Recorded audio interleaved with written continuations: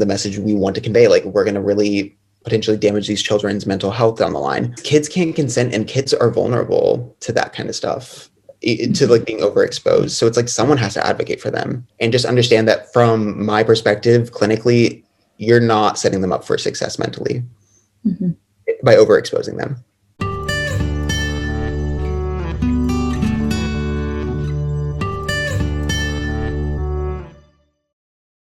So, hello, everybody. Welcome. I have today a special guest. This is future Dr. Ryan. He is a fourth-year medical student looking into going into psychiatry. So welcome. Thank you for coming. Yeah. Happy to be. Good. My first question for you is kind of not a question, but I would like for you just to explain to everybody watching what is your background in basically the children on the internet. What is your interest? Why are you interested in it? Could you tell us a bit about that, please? Of course. Yeah. So I am a fourth-year medical student in America. So it's my last year before I'll get my MD in May. And so I'm going into psychiatry. And essentially, it is all about applying medicine and psychology together.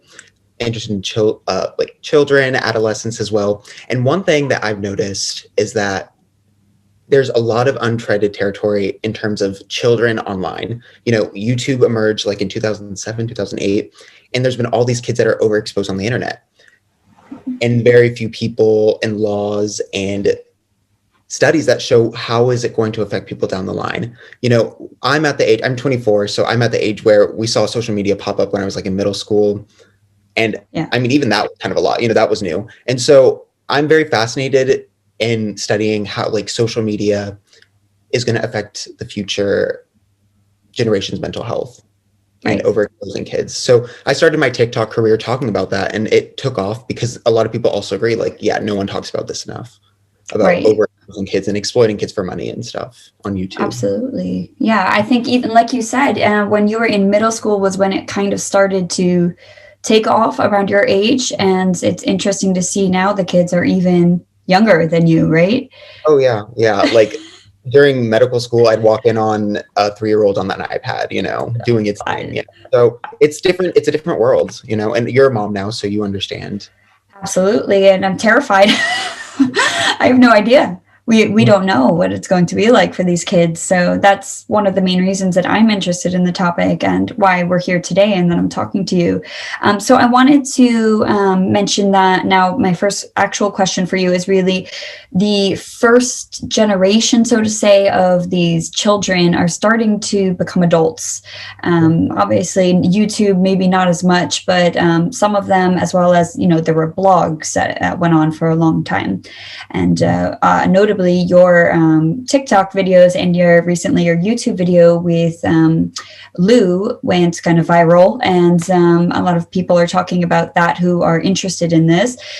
What do you think, speaking to Lou or anybody else, I don't know if you've spoken to any other of these children that are now adults, what is the most remarkable thing you took away from your interview with Lou or any other children of bloggers, vloggers? I asked, if you could receive $1 million to have all of that stuff put on the internet from your childhood, would you take the deal?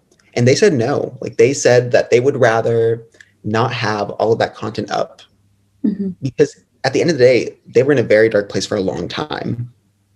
And that really struck me. Like, childhood is priceless, and certain memories don't have a price tag on it, and it can really affect your mental health down the line.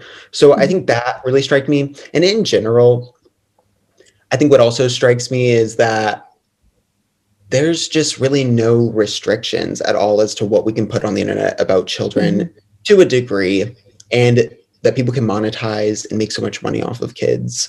The most remarkable thing to me is that, like, when you turn 18, you're supposed to redefine yourself. You are supposed to be able to break away from all the labels that you had as a child, because childhood is where you make mistakes.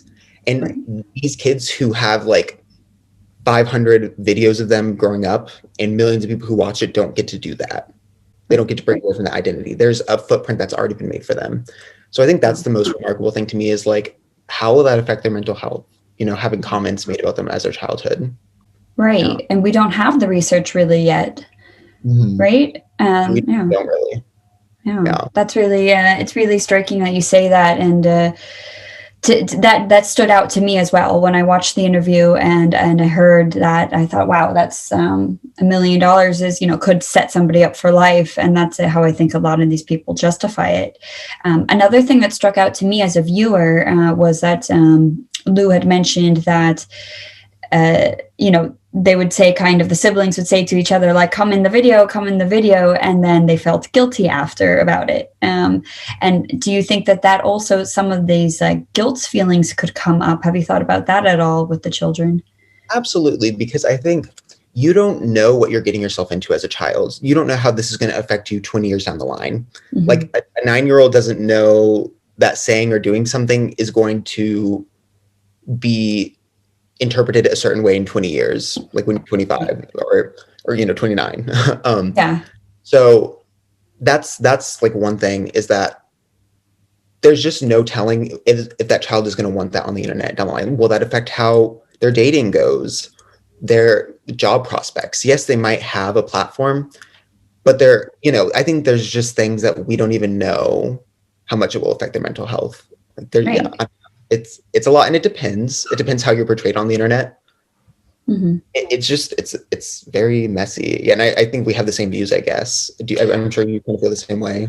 I think similar for sure, and I think that's why I do want to ask you some more specific questions to see, because a lot of the people who talk about this issue take it from a certain angle, and I think that I would like the internet to see there is more than one angle. It's not just a one type of that. That struck me as well about your interview, is that Lou mentioned that there are many different kinds of parents that do this. There are some who want. I wanted to point out one thing that struck me from the interview that really touched me is that kind of Lou spoke about this like wine mom culture, or the alcohol, like, oh, I need alcohol to deal with my kids, and they want to commiserate with other parents online, which as a mom I can understand. But do you have any thoughts about how that could affect a child that sees those kinds of posts, whether their parents share that with them, or even if they just come across it by themselves? I don't remember the blog, or even if it was public, but there was a child who had come across her mother's posts at one point. I don't remember the name of the kid, but she found them online when she got a laptop for Christmas, and the mother hadn't even told her that she wrote about her by her first name and everything. And she found it online and asked the mother to stop doing it, and the mother said no. And I'm just wondering, how do you think that as a student looking into getting into psychiatry, how do you think that could affect the mental health of the child to see their parent complain about them so openly? Yeah. So in terms of alcohol use, I'll speak on that, and then I'll talk about speaking about the kid so openly. Alcohol use, it's actually considered an adverse childhood event. So if you look up something called ACEs, this is something we learn in medical school, and we want to implement more. There's like a list of like 10 things that a child can experience that's considered an adverse childhood event. And the higher your score is, so like a parent who has heavy substance use, maybe it's drugs, alcohol around the child, a parent getting divorced, going to jail, or being like abused in some way.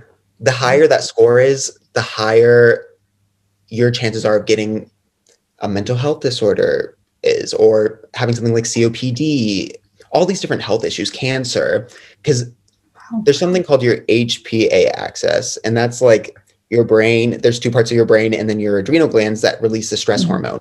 And when you overactivate that as a child, that can affect you for your life. That sets your biology up for the rest of your life. So, when you going over to seeing things written about you on the internet that you don't want as a child, or videotaped, that can be like a stress response that is constantly released.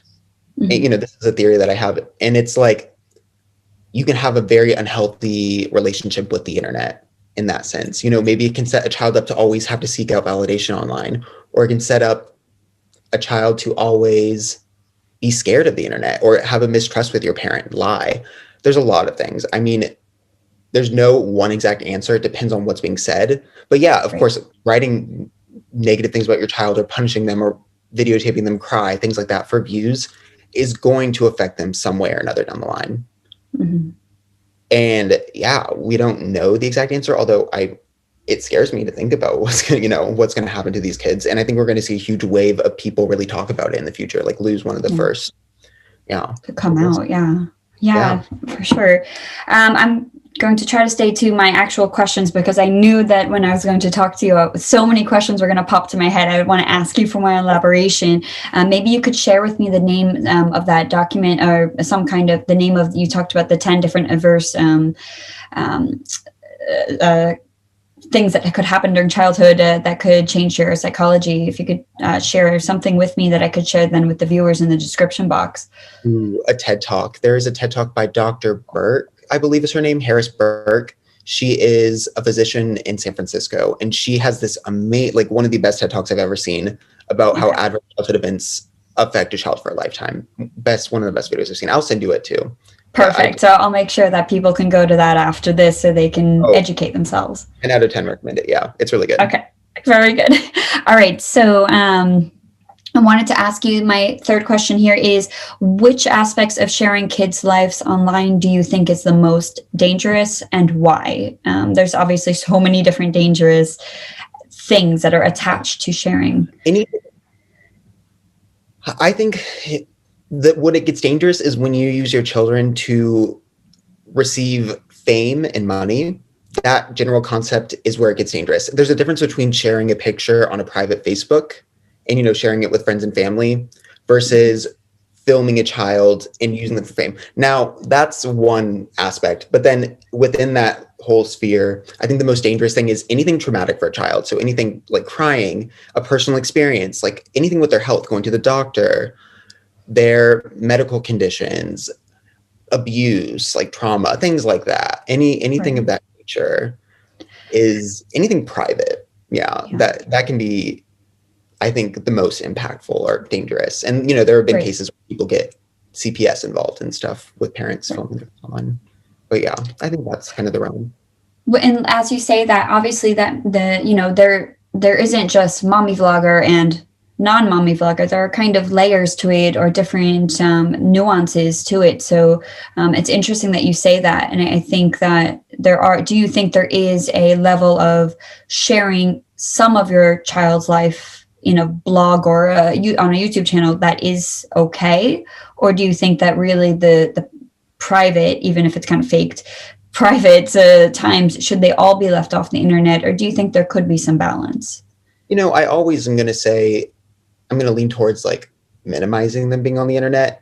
Maybe if it's solely centered around the parent and the child's featured here and there, I mean, that's okay.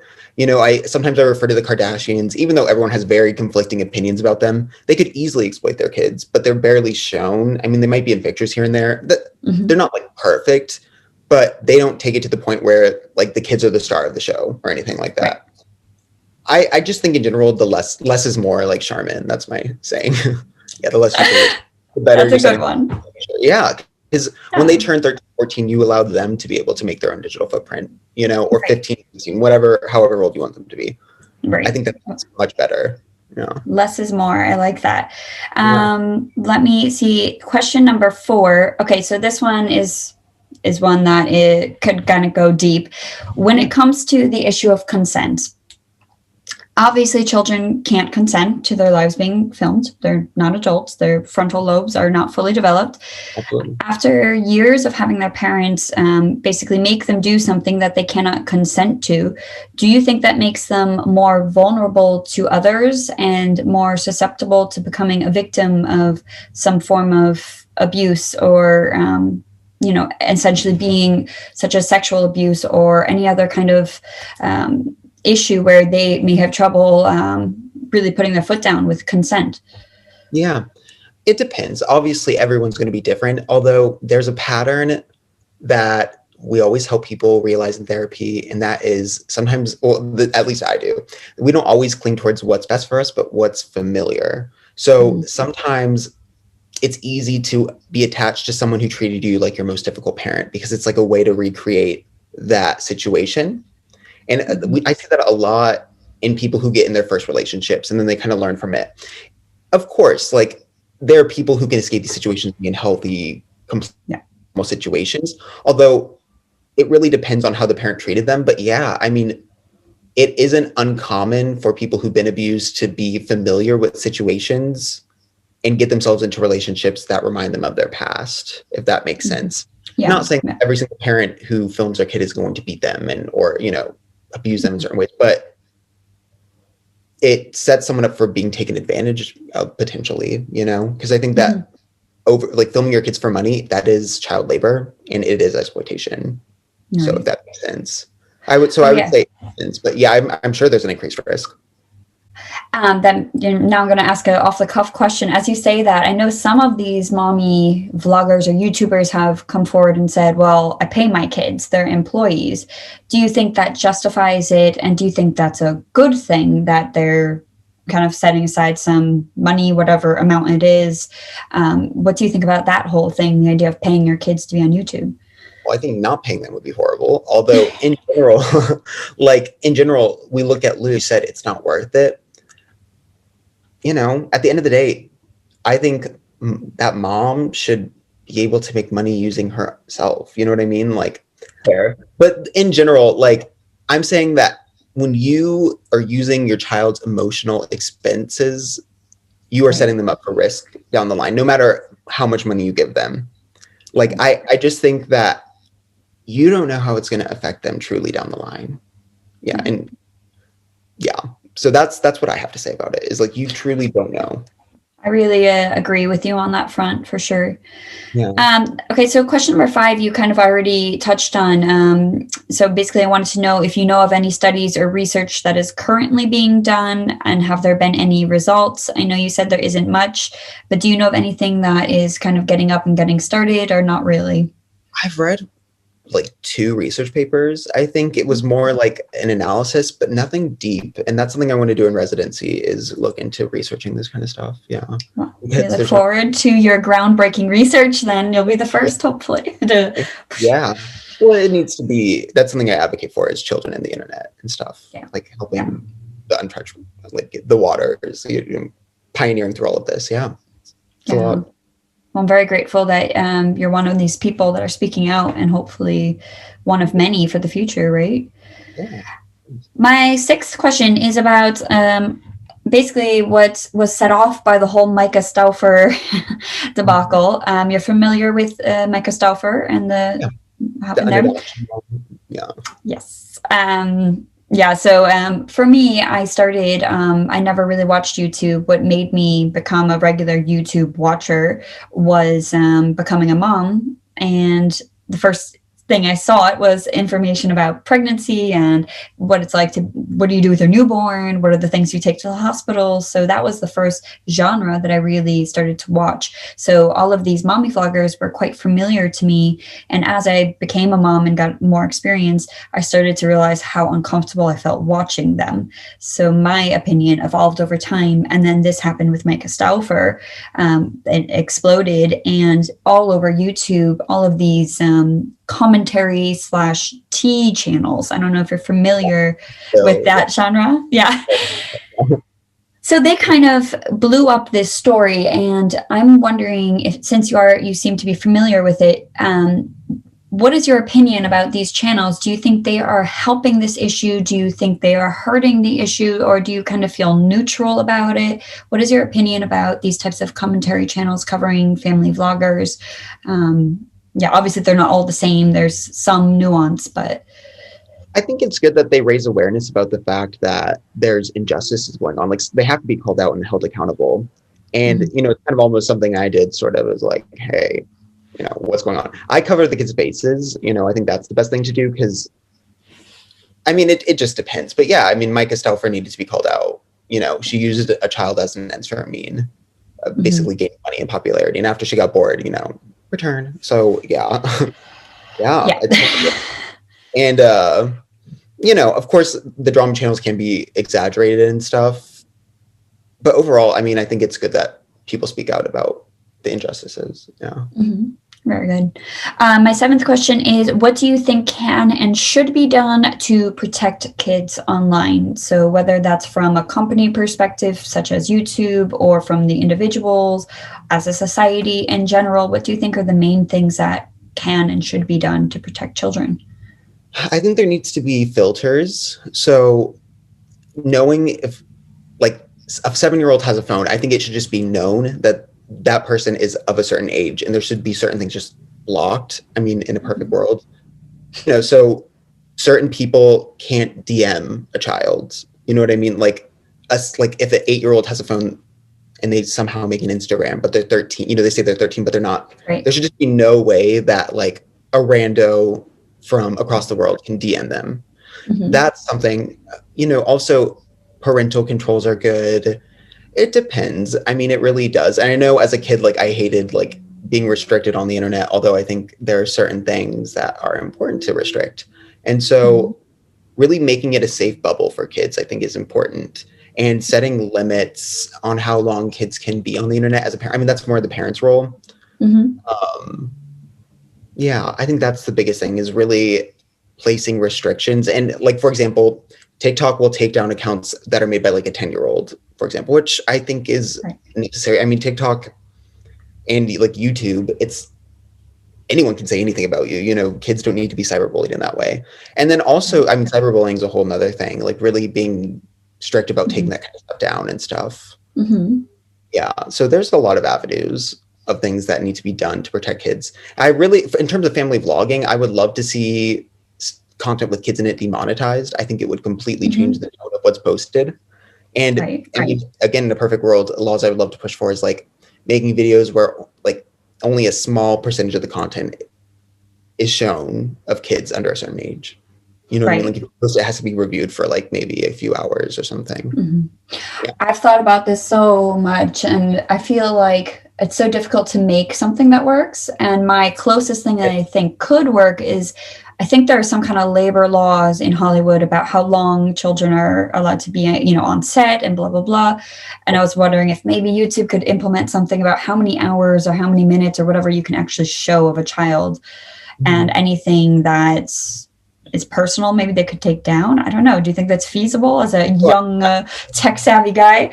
I would love that, and like the other thing is a child actor, even though they're still exploited anyways, they play a character, whereas like a family vlogger child has their personal life shown. They can show anything. There's nothing's really off limits.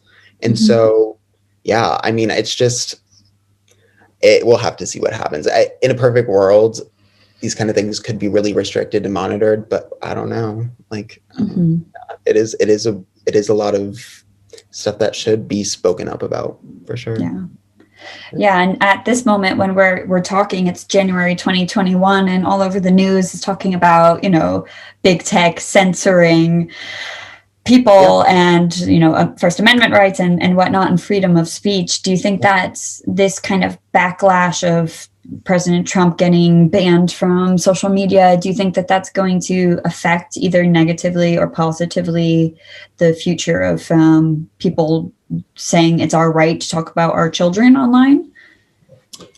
In general, the First Amendment is something that protects you from the justice system. So Donald Trump's not going to go to jail for what he said, but he can get banned because it's not appropriate. And like, if I were to go into a restaurant and start like screaming and stuff, like they could kick me out because it's not appropriate. Same thing with the internet. If you do things that aren't appropriate, a platform should realize like, maybe this isn't the message we want to convey. Like we're going to really potentially damage these children's mental health down the line. So censoring that isn't stopping, I mean, it's just kids can't consent, and kids are vulnerable to that kind of stuff, to like being overexposed. So it's like someone has to advocate for them. And I think you can say whatever you want about a child, but when it's amplified on the internet for money and at the expense of their mental health, that's just a different story. So it feels wrong. Yeah. And on the other side of that coin, then, do you think that these big tech companies like Facebook or Google or whatever have a social responsibility to protect the kids if their parents aren't protecting them, so to say? Do you think they need to step in more in certain ways, like whether it's demonetizing or shutting down channels? I know that you said to put some restrictions on accounts and DMing, but how far do you think they should go, and how much are they kind of a mandatory reporter, so to say, that they need to just put an end to it? Do they have to? No, I mean, they don't have to. But at the end of the day, if you want to see a positive impact on our future's mental health Mhm. and protecting people who can't stand up for themselves truly, yeah, I think it would be the moral thing to do. They probably make a lot of money off of these channels. So that could be a reason as to why they don't. I think the future will, I think as we see more consequences and people speaking out about disliking their experience, like Lou, we Mhm. will probably start to see more restrictions if people speak out against it. Although, yeah, I mean, they're not forced to, but like, there are definitely things they censor. I just think that, of course, they could do better, but anyone can. And there's so much uploaded onto YouTube, so that makes it hard as well. There's hours, like, or, I don't even know. There's just a ton of stuff. So Yeah, yeah, absolutely. Well, my last question that I really wanted to ask you was, obviously, to some people, we're preaching to the choir. They already agree and they know that's not the best idea to expose your child online. But there are many other people out there who don't mean to do harm to their children. And there's many creators who want to continue to share their experience with others, and there are many viewers who want to continue. I still enjoy watching some family channels that I feel maybe overexposed a little bit. There are definitely two that I still watch, and occasionally I'll watch a few others, even though I feel a little like, I wish you didn't show your kid that much. I get something valuable from it. yeah. What do you think then the creators could do in order to lessen the negative impact? That's the first part of my question. I always ask difficult questions. Yeah. So No, what could the creators do? And then later, when you've had a chance to touch on that, if you could advise the viewers, what do you think they should look for, and what kind of channels, where do you think they should draw a line, what channels they support or don't support? yeah. So I think to lessen the impact, the negative impact, is to really focus on the parent's perspective, focus Mhm. on, my mom, like how you don't show your kids, focusing on your perspective as a parent. I mean, other parents need help parenting. It's not easy at all. It's very difficult. So, talking about your pregnancy, talking about having a child, but avoiding speaking negatively about them or anything personal. Like if your kid is, I mean, even like their health. I mean, there's certain things that kids just don't need to have on the internet. So I would say focusing on your perspective as a parent is the best way to go about it. You can talk all Right. you want about, what you do because you're an adult and that's you, but it's not the child. And I understand that you want to share a message with people, but at the end of the day, like if you look at my interview with Lou, understand that your kid could totally resent you for it and you could really affect their mental health. And if making money and having popularity based off your children is more important than their future, then that really says something about your parenting, you know? Right. So that's my biggest thing is like, you have a child you want to have the best future possible for them. And just understand that from my perspective, clinically, you're not setting them up for success mentally Mhm.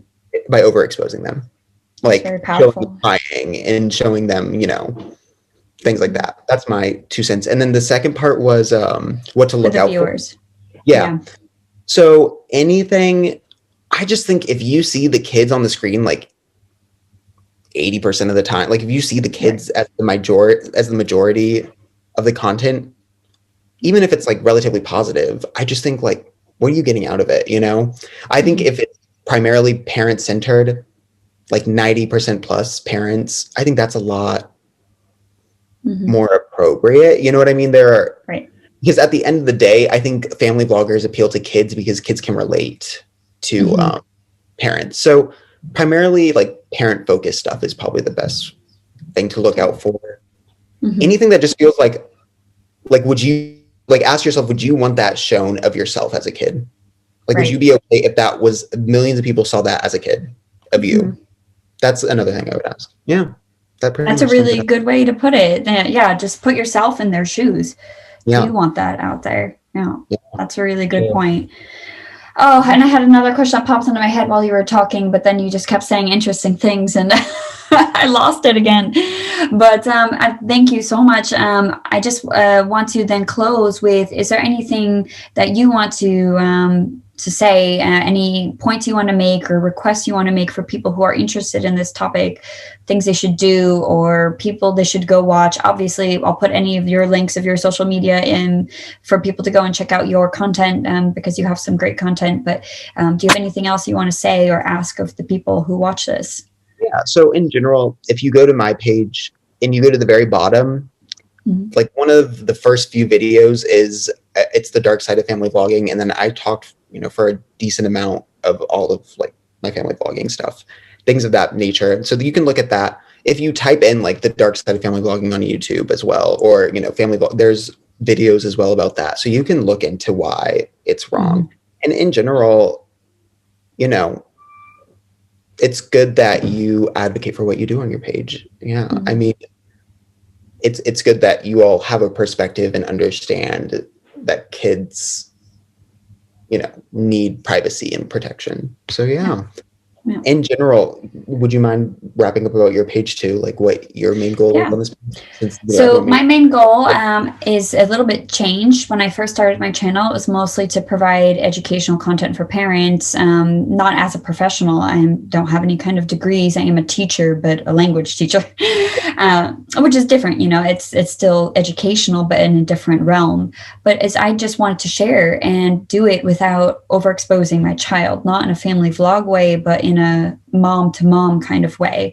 And also in an expat perspective, because I noticed such differences. We have a certain American culture, which normally I always saw as overprotective, and as European parents is more, letting their kids be independent. Yet American parents put their kids online so much more than my European peers, so to say. And I find that a really interesting kind of contrast. It's almost an oxymoron. You're a helicopter mom, yet you're putting your child's entire life on the internet. And it's a bit strange to me. So really my goal is not just this one issue, but I like to cover positive parenting, respectful parenting, consent within parenting. A child is, a human. Yeah. So this is all part of it. Yeah, for sure. You don't have a child to like make them like to enslave them or like to make them do everything. It's important to understand that your child can be different from you and stuff. Yeah. And they have their needs. Yeah. Cool. Well, thank you so much. Yeah, of course. Yeah, nice to talk. I appreciate it. It was nice talking. Thank you so much, future Dr. Ryan. And we'll make sure that everybody heads over to all of your social media accounts. Thank you. Yeah, I appreciate it. Yeah. Okay.